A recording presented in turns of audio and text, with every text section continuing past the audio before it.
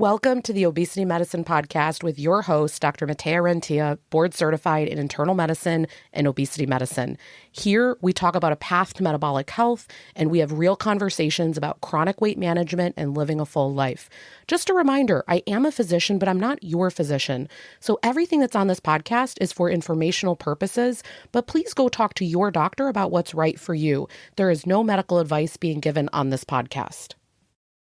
Welcome back to another episode of the podcast. How are you all doing today? As I'm recording this, there's a massive thunderstorm outside. And am I the only one when it is raining cats and dogs and the thunder is out that you just want to read a book and you want to curl up on the couch? It's the middle of a work day, so I can't do that. But it's interesting. I'm someone, I think back in the day, I used to say, oh, rain. And nowadays I'm just like, oh, this is so cozy when this happens. So anyway, I have been, again, just getting my energy back these past few weeks. It is so nice that it's getting light a lot sooner in the morning. So I used to exclusively go and walk at that indoor high school walking track. And nowadays it is safe enough in the morning that it's not pitch black. So I can start to do my walks outside, which is so nice because I love to vary my walking patterns and what I'm doing and how I'm doing it. I just refuse to walk in the dark because I don't need animals to come out at me. We have so many raccoons around here and rabbits, and I don't even know what else. I do not need to have an early morning encounter with an animal. So I'm going to make sure that there's light so I can see what's happening. Other true story here. So the past few days I had noticed, wow, I'm up a little bit later than normal, just a little bit. Instead of going to bed at 9, I was going to bed at 10. And then I noticed sometimes I was up in the middle of the night and I was thinking, I had cut out caffeine several months ago now, and I was doing really great with my sleep because I'm massively sensitive to caffeine. Anyway, what I noticed, guys, is that, the gummies that I was telling you about, the hair growth gummies, Folly, I was having them in the evening time and I realized those B vitamins and things like that, it was just too late in the day for me. It was too activating. I know that I have done other multivitamins later in the day and it has not affected me like that. So it makes me even more of a believer with the encapsulation technology that they use, that you're actually absorbing what you need to absorb. So anyway, long story short, I've moved it to much earlier in my day and now I'm fine. I love when stuff like that happens and you think, oh, well, my sleep's just affected. And then you really think about it and you're like, but this is the only thing that's changed. I like when things are effective. So I feel like for me, that's a really good sign. So this is going to seem random, but this story relates just to show you how devil's in the details always with what you're working on. So we've been watching recently at home the show Gold Rush. There's a series that they have within it called Mine Rescue, and it's really interesting. This show is all about miners that are trying to obviously extract gold and they're not doing well. And so these two experts come in and they help them with understanding the geology better, understanding their setup, like the way that their plant is built, because it's really interesting in this industry. Every single plant is different as far as how it's built. Some mines it's bigger gold, some it's more fine gold. So all of it's different. And the setups are really different if you, for example, are mining in a desert or if you're somewhere where the climate is colder. It's just also different. If you haven't watched this show, typically miners will sometimes dig really deep into the ground because they're trying to find a cut of earth where a riverbed has gone through it, because that will concentrate the gold. And so one of them, they say, we know it's here. Other people have been successful around us. We just can't get it to work. And so here's what they do. They call an expert from a mine that's not too far away, another person, and they come over and they say, yeah, we wasted years until we figured this out. So he looks at this maybe like 30 feet that they had dug. He's standing at the bottom of it and he's looking up and he says, only that layer right there, those 24 inches, that's 2 feet. Those 2 feet are the only one that's going to have gold in it. The rest is garbage. And I thought to myself as I was watching this, wow, this mine that isn't doing well, they're going to go broke. And someone could come in for 1 minute and tell them exactly where to look and exactly what to do because they'd figured it out. And I was thinking about, isn't this the story with metabolic health where you are just fumbling in the dark? You're just thing after thing after thing you're getting wrong. And then you find that one thing that helps you and you think that was so easy. Why didn't I know that? Why didn't I see it? Why didn't I do it? Well, guess what? It just wasn't the moment.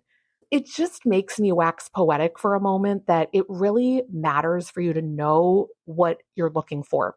And so today I want to go over just very briefly a few aspects of using one of these scale reports. So we call it body composition. They're the scales where you get readings about skeletal muscle, pounds of body fat, not just total weight. So if all you can do is get a scale that has total weight, that's fine. I'm talking to people today that have scales that give a little bit more data. And I want to talk what we're going to look for in there that can be helpful over time. Number one, these scales are highly hydration dependent. You get up in the morning, you go to the bathroom, and you hop on this scale. You should not have just exercised for an hour. I literally just had a patient earlier this week that it looked like she lost 9 pounds of skeletal muscle in the past 3 months. And there is no way. This woman is killing it with getting to the gym a few days a week with structured strength training classes, never done more, never been on a better track. And I said, well, when'd you do that test? And when'd you do this test? Radically different times a day. We just can't compare it. It's totally inaccurate. So you get up in the morning, you do this. There's a reason why I recommend some scales over others. When you have a scale where you are stepping with both your feet on it, and then you also have a part where both your hands are also touching a probe part. It's usually like a bar. There's like a cord that connects the bottom up to that bar that you're holding on to. When you're doing that, you have 4 different touch points. These scales are what are called bioimpedance scales. It means that they are sending a little electrical current from one point to another. If you only have your 2 feet on it, it's going to go from one foot to the other. And then it's using an algorithm to assume what the upper body looks like.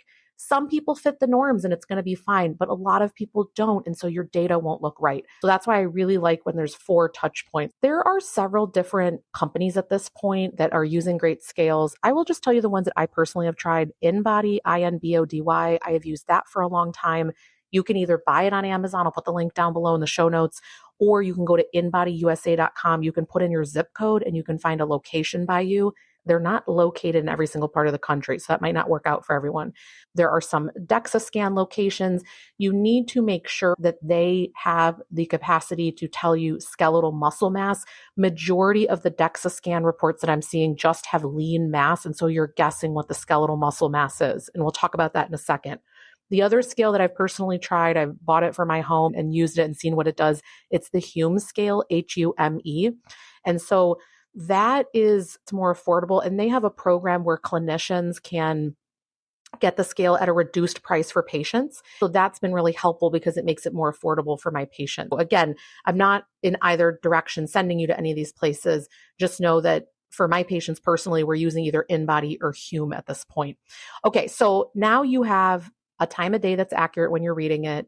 You have one, hopefully, that has 4 different probe parts, because Renpho has a scale, a body composition scale like this. There's a lot of other ones that have things like this now. And the only things I care about are a few things. So you're going to get your total weight as you normally would. And then the only other 2 numbers that I care about are skeletal muscle mass, not lean mass, because lean mass includes everything, skeletal muscle plus a bunch of other things. We just want skeletal muscle. And then also pounds of body fat, or it might say fat mass. There's different ways of saying it.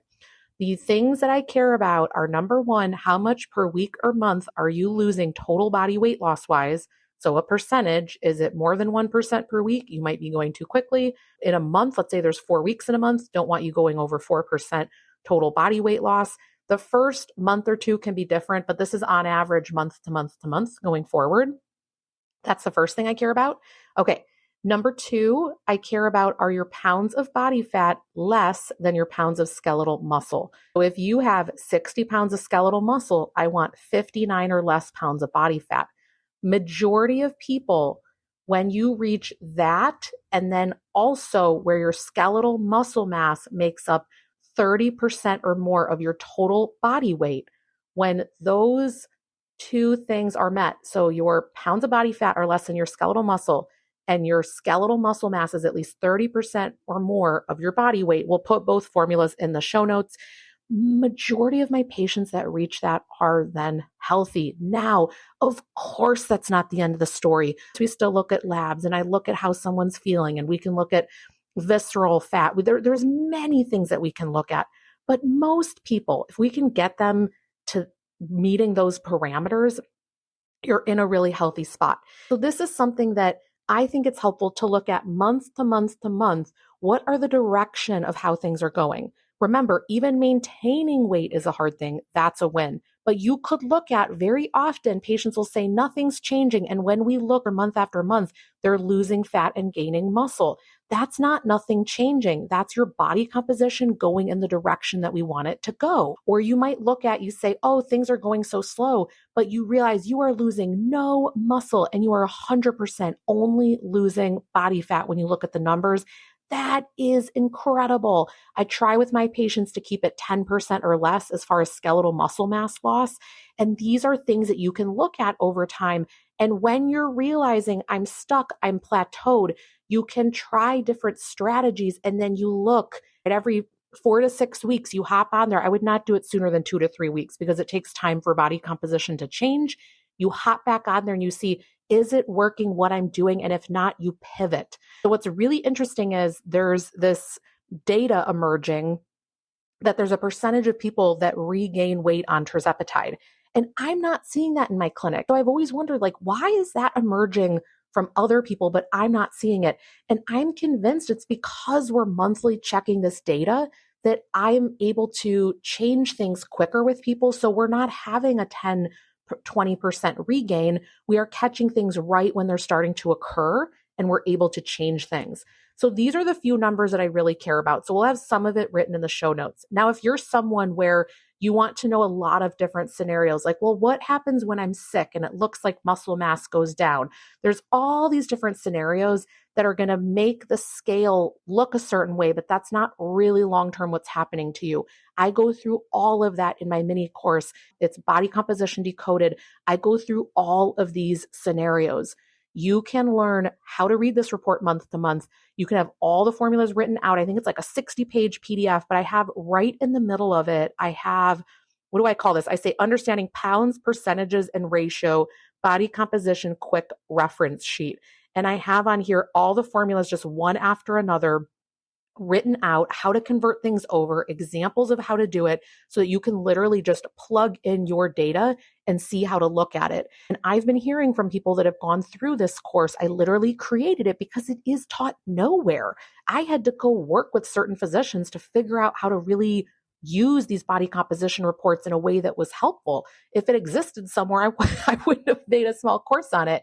And I've been hearing from people that have been doing the course how helpful it is that they finally understand what the numbers are. Even my patients that have done this course, they have said, oh my gosh, I understand more now what's happening. I know you've gone through this with me, but seeing it written out, it is so different. And then you can just come back to it at any time. If you want to understand these things more, I think that would be a really great tool for you to use if that's something that you're looking for. I will put the link for this in the show notes, but it will be rentiaclinic.com/decoded, DECODED. If you have struggled with your weight set point, your metabolic health, if you've struggled with this long term, you need to manage this for the rest of your life, and you cannot be reliant on someone for that to happen. Whenever I'm working with my patients, I love working with them. And honestly, I've been working with majority of them for years. And I love that. But what if one day I'm not there? They still know how to do this and they can help themselves. They very much so know what's going on. And that's really important that you don't become dependent on someone. I have put all those different scenarios, all of that in that course. You can check that out if that's interesting to you.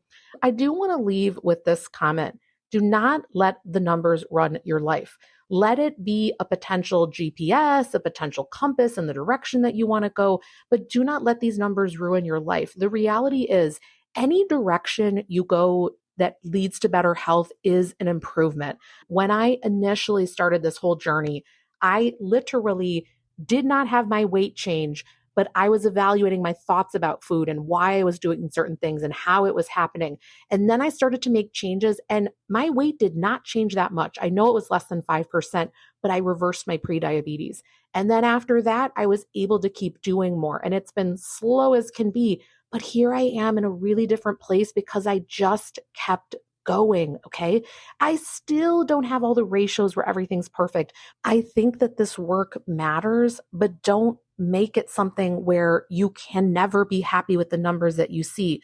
Write down all the things that are going in the right direction for you and celebrate that and don't be held hostage to these numbers. I think it's important to understand them, but don't let it run your life. Last part and comment, I forgot to say this in the beginning of this episode.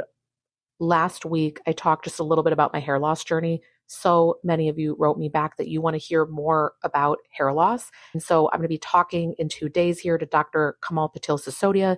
She's a triple board certified endocrinologist that I've had on before. She is absolutely amazing. And there's so many other topics we could talk to her about, but we're specifically going to speak to her about endocrine causes for hair loss. And I think it's really important to look at this perspective. You hear a dermatologist talk about it. You hear an endocrinologist talk about it. And I'm going to bring in several other people. When you hear these different perspectives, you get a really full picture of what can be going on. And then it helps you when you are thinking, well, who do I need to see, or have I had a full workup?